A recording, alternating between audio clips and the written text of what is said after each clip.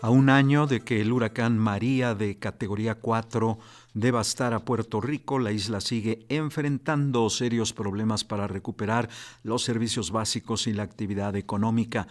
De acuerdo con un estudio de la Universidad George Washington, el huracán María causó la muerte de casi 3.000 personas. Aunque la cifra publicada es significativamente mayor a las 64 muertes adjudicadas al paso del huracán en la isla oficial, el gobierno de la propia isla calculó ahí en la Universidad George Washington que es menor a los 4.645 muertes estimadas por otro estudio de la Universidad de Harvard publicado el pasado mes de mayo. En entrevista con Radio Educación, el periodista, abogado y analista político Jay Fonseca evalúa la ayuda que ha recibido Puerto Rico por parte de la administración del gobierno de Donald Trump y el desempeño de las autoridades locales. Asimismo, nos informa cuál es la situación en la isla al cumplirse el primer aniversario del paso del huracán María. Sin duda estamos en recuperación y nosotros tenemos una situación particular de que nuestro gobierno está en una situación de insolvencia, o sea, realmente lo que llaman en Estados Unidos la ley de quiebra. Y nosotros en gran medida tenemos esa repercusión de que tenemos que esperar a que el gobierno federal haga la gran parte o la inmensa mayoría del proceso de recuperación porque no tenemos los recursos económicos para poder levantarnos por nuestros propios pies. Jay, desde la polémica visita de Trump a la isla hasta estos días, ¿cómo evalúas el apoyo del gobierno federal ante el desastre que causó María en Puerto Rico? Pues mire, yo pudiera ser parte del coro diciendo que la culpa es del gobierno federal. Sin duda el gobierno federal tiene parte de la responsabilidad, pero yo no puedo echarle totalmente la culpa al gobierno federal, porque nosotros también en Puerto Rico nos pusimos en una situación de vulnerabilidad. O sea, nosotros estamos en la autopista de los huracanes y parecía que no nos habíamos preparado para esa eventualidad. Y la realidad es que, sin duda, el sistema del gobierno federal fue lento, burocrático, sin duda menospreció a los puertorriqueños y puertorriqueñas que vivimos aquí.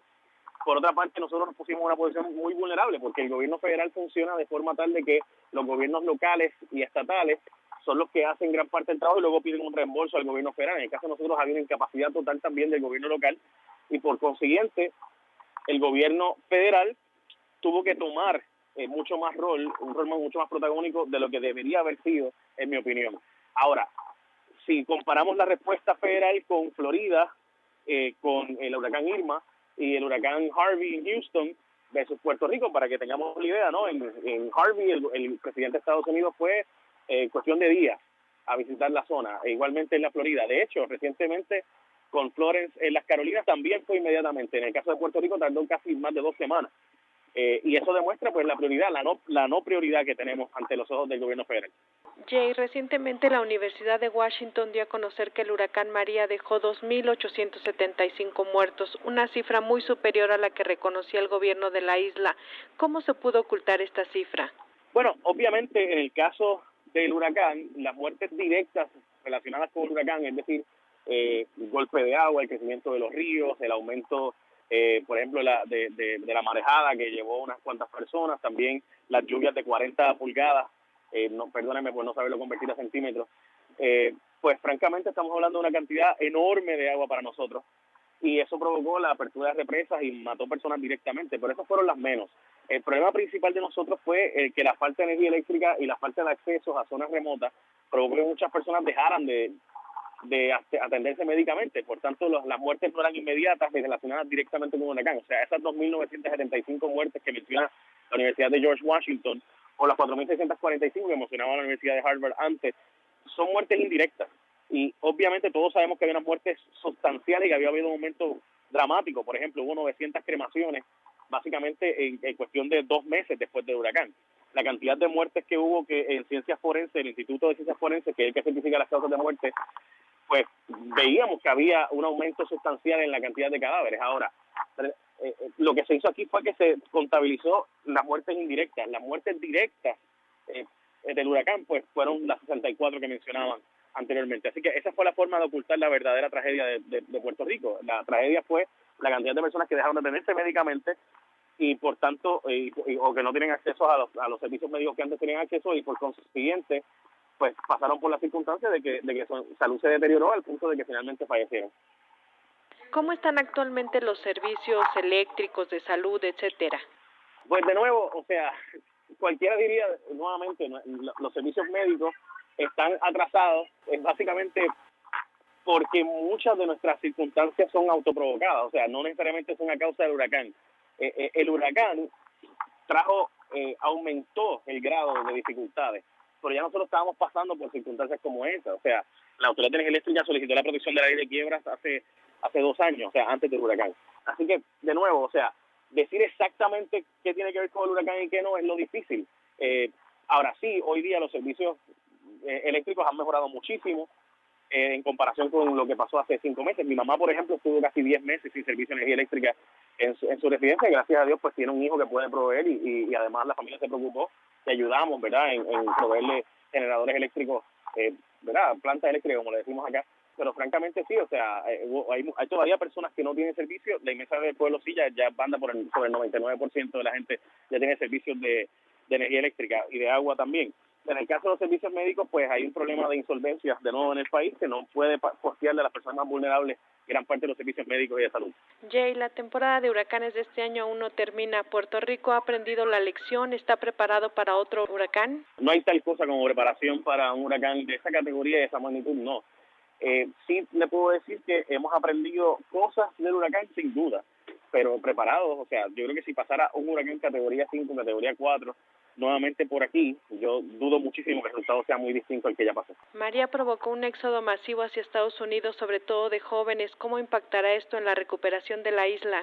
Ese es el gran miedo de todo. Realmente la magnitud de lo que eso significa es dramático, porque para que tengan la idea, las proyecciones que está haciendo la Junta de Control Fiscal sobre Puerto Rico es que vamos a tener probablemente una mediana de edad de 55 años en los próximos 5 o 6 años. O sea, es decir, que la inmensa mayoría de nuestra población es bien adulta y no tenemos sustitución de población. Y eso pues tiene unas repercusiones obvias, ¿no?, en el problema demográfico, en quién va a pagar los servicios médicos hospitalarios, quién va a cuidar de las personas mayores.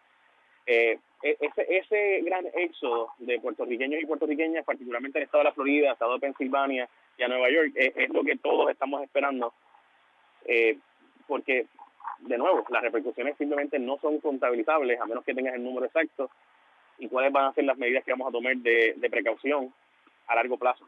Por ejemplo, ahora mismo, el sistema de retiro del país, de los empleados públicos de Puerto Rico, simplemente está totalmente insolvente porque no hay gente joven aportando al sistema.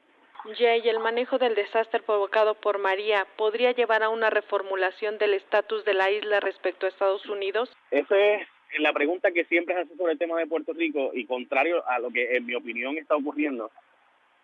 O sea, en mi opinión, el puertorriqueño ahora es más dependiente de Estados Unidos que nunca antes. Y muchísimas otras personas le van a decir otra cosa, pero esa es la realidad. O sea, en gran medida, en la recuperación económica que ha habido ahora mismo y la recuperación del sistema eléctrico de Puerto Rico ha dependido de cerca de 8,000 millones de dólares que han llegado de asignaciones de los Estados Unidos a Puerto Rico. Así que en gran medida la población está más dependiente que nunca de los Estados Unidos y en una posición más vulnerable que nunca Estados Unidos. Nosotros no nos hemos reformulado esa realidad, y la petición de una relación de unión permanente con Estados Unidos es la inmensa mayoría del pueblo lo que lo quiere, quienes lo quieren. O sea, quienes quieren la independencia de Puerto Rico no llegan al 5% de la población. Así que si el huracán María va a provocar un cambio, yo lo veo más bien que la gente está cada vez más inclinada a resolver el problema del estatus de Puerto Rico y la relación con Estados Unidos con un avión y montándose en el próximo vuelo. Y entonces tener una ciudadanía completa, contraria a la que tenemos ahora, que sin duda es de segunda clase. ¿Y ves en el escenario político estadounidense una perspectiva de que se reconozca a Puerto Rico como un estado con derechos plenos como los demás?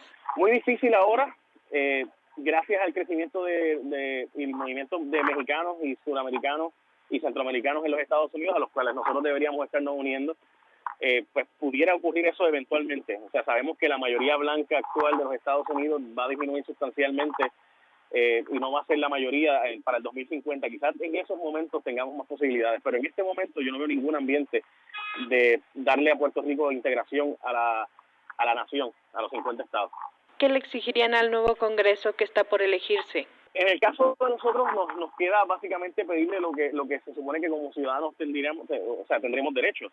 Aquí Estados Unidos fue el que entró en 1898, nadie fue a invitarlo a que llegara. Ellos entraron aquí con bombas para lograr anexar el territorio de Puerto Rico y utilizar a Puerto Rico como lo que es un gran puerto, una isla enorme, o sea, muy pequeña, ¿no?, para el efecto de México, ¿no?, pero una isla que podría ser puertos enormes y tener con profundos calados en diferentes lugares, y eso fue lo que hicieron, o sea, hacer áreas militares en Puerto Rico. Así que ahora básicamente exigir lo que yo creería que es la prioridad número uno, que es resolver nuestro problema económico, y con eso entonces no tener que pasar por la situación de estar tan vulnerables ante un próximo huracán.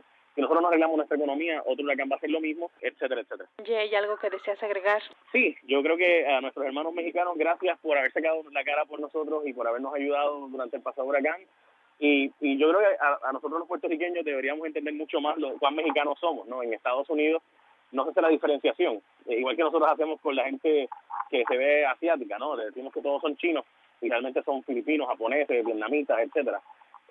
Pues nosotros igualmente somos en Estados Unidos considerados mexicanos, así que deberíamos lograr hacer cosas más en común y lograr tener algún tipo de movimiento conjunto para lograr más derechos para, sin duda, los latinoamericanos, incluyéndonos a nosotros los puertorriqueños.